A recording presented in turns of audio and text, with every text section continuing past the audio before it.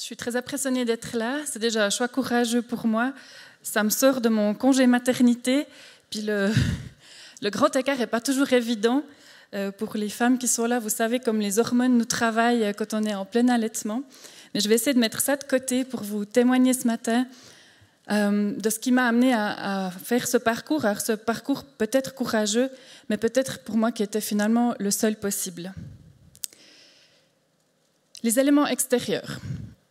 Il y a une vingtaine d'années, j'ai commencé à prendre conscience que mes actes, ils avaient non seulement un effet sur mon prochain, mais aussi sur l'environnement. Et cette question de ma responsabilité face à la création ne m'a plus jamais quittée. J'ai opté pour des études en économie parce qu'en fait, je n'étais pas très bonne pour les langues, ni pour les sciences, mais les maths et la comptabilité, ça allait bien. Donc c'est comme ça que je me suis retrouvée en HEC. Je voulais aussi comprendre qu'est-ce qui, dans ce modèle capitaliste, ne fonctionnait pas et mettait à mal notre planète. Eh bien, pour ceux qui ont fait des études en économie, vous le savez très bien, ce n'est pas là que j'ai obtenu les réponses. Au contraire, à un moment donné, j'aurais bien pu perdre de vue mon objectif. On est tellement pris, on est tellement mis sous pression, sous concurrence, qu'on pourrait s'y perdre. Mais je dois dire que les groupes bibliques universitaires ont été ma bouée de sauvetage. J'ai rencontré des amis qui sont encore mes amis aujourd'hui, qui m'ont permis de tenir et de continuer et d'arriver au bout de ces études qui pour moi étaient un vrai challenge. Pour vous dire, quand j'ai commencé à travailler, je ne savais plus quoi faire de mes week-ends parce que pendant toutes mes années d'études, je les passais à bosser. Puis là, subitement, j'avais du temps libre. Bon, à la fin des études, se posait la question, est-ce que je continue ou est-ce que je cherche du travail? Moi, j'en avais assez de la théorie. Je voulais me confronter à la réalité. Cette formation m'a permis de commencer à travailler dans une banque, comme ça a été évoqué. J'ai travaillé dans l'analyse des risques crédits pour les grandes entreprises. J'ai trouvé ce job parce que, entre autres, je parle suisse-allemand et c'était un élément déclencheur pour m'engager. Parce que, bien que c'était une banque vaudoise, on avait des clients aussi en Suisse alémanique. Donc moi, j'octroyais des millions de crédits à des multinationales. C'était mon métier. Je devais analyser les risques et puis ensuite dire si oui ou non on finançait ces entreprises. Un métier qui m'a vraiment intéressée, mais au bout de quelques années, je me suis quand même posé la question du sens. Le sens de ce que je faisais, ça m'empêchait de continuer dans cette voie. Parce que finalement, ces grandes entreprises que je finançais, elles participent à l'injustice sociale et climatique. Elles cherchent à maximiser le profit pour les actionnaires. Elles ne tiennent pas compte de l'impact social et environnemental de leur activité. Alors oui, elles respectent les lois et les normes en vigueur, pas de problème, surtout en Suisse. Mais pour moi, ce n'est pas suffisant. Ça ne me convenait plus de militer pour la protection de l'environnement pendant mon temps libre et de l'autre côté, de donner les moyens à des entreprises de détruire cet environnement. En 2010, peut-être vous l'avez vu, sortait le film « Solutions locales pour un désordre global ». Après des dizaines de films catastrophistes, c'était enfin un film avec des solutions pour agir localement et ne pas se sentir complètement démunis face aux problèmes environnementaux et climatiques.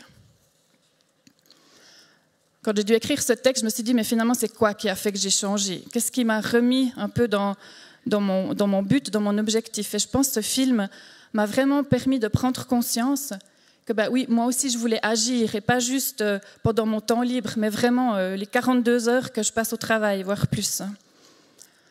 Ce film m'a fait prendre conscience que je n'étais pas obligée de rester dans le confort et la sécurité de cette grande banque. Alors c'est vrai, il parle surtout d'agriculture, le film. Mais peut-être vous avez vu le film Demain. Là, on voit que les alternatives, elles existent dans tous les domaines. Et pour moi, ce film « Solutions locales pour un désordre global » me parlait aussi pour mon activité en tant que banquière. Alors bon, prendre conscience, c'est bien. Des fois, on s'arrête là. Mais pour moi, je voulais vraiment changer. Avec ma formation, mon expérience, se posait évidemment la question de quoi faire. Je voulais tellement changer qu'à un moment donné, je me suis dit que je pourrais bien reprendre un petit magasin bio. Il y en avait un à vendre dans ma commune. Mais bon, mon impact, il aurait été quand même assez limité et j'aurais parlé finalement qu'à des convaincus. Et puis ce changement d'orientation était quand même assez radical pour quelqu'un qui évalue les risques à longueur de journée. Finalement, et je pense que ça c'est la part de divin, je me suis souvenu qu'il existait une petite banque à Lausanne qui se déclarait être l'alternative. Mais voilà où je voulais travailler. Une banque qui ne maximise pas ses profits, qui prône la transparence dans toutes ses activités, qui finance des projets selon des critères sociaux et écologiques stricts. Imaginez-vous une banque qui refuse des clients. Alors, en 2011, j'ai fait le choix de quitter un emploi sûr, une carrière toute tracée, pour rejoindre la banque alternative suisse. Je peux vous dire, le changement il a été radical. Après avoir financé des multinationales, je me retrouvais botte aux pieds chez un agriculteur bio. Mais en même temps, quelle énergie ça donne que de pouvoir aligner ses convictions profondes aux valeurs de l'entreprise dans laquelle on travaille. Savoir que grâce à mon travail, grâce au crédit que j'octroie, je permets à des familles d'agriculteurs bio de préserver le sol et de produire des aliments sains, que le financement de centrales photovoltaïques permet de réduire notre dépendance au nucléaire et que des gens peuvent vivre dans des habitats écologiques, cela vaut bien plus à mes yeux qu'un gros salaire et un beau titre.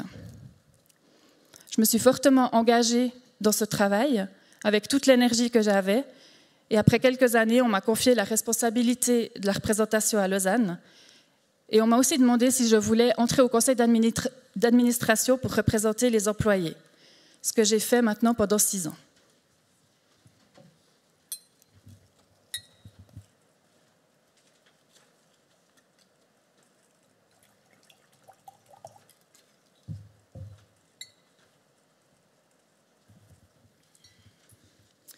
Je suis petite fille d'agriculteur.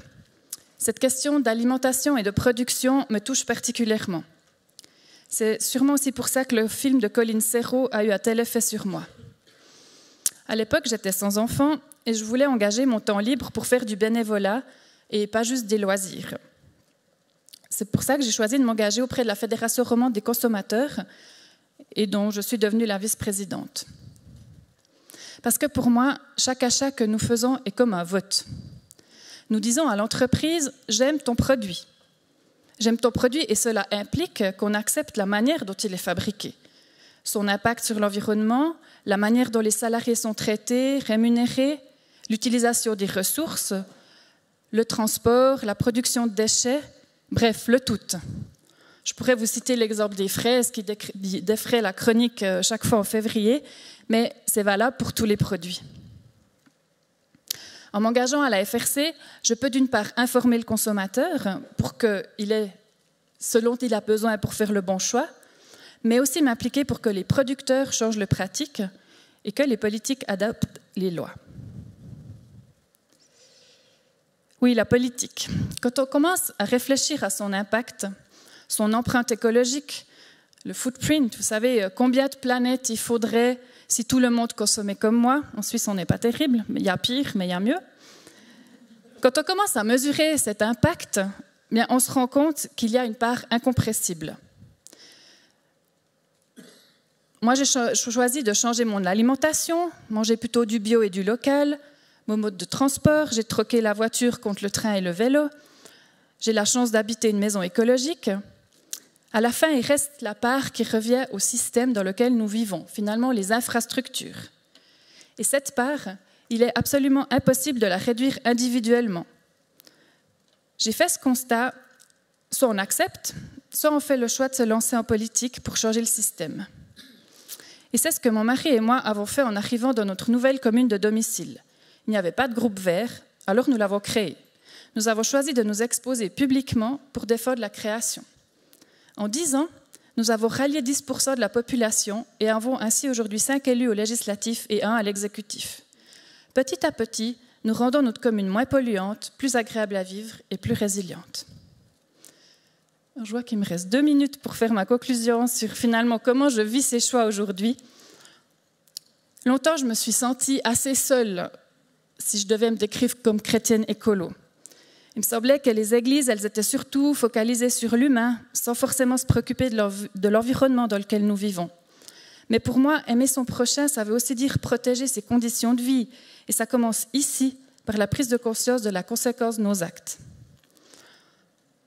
Certaines initiatives au long de ces 10 dernières années m'ont toutefois montré que le changement était en marche.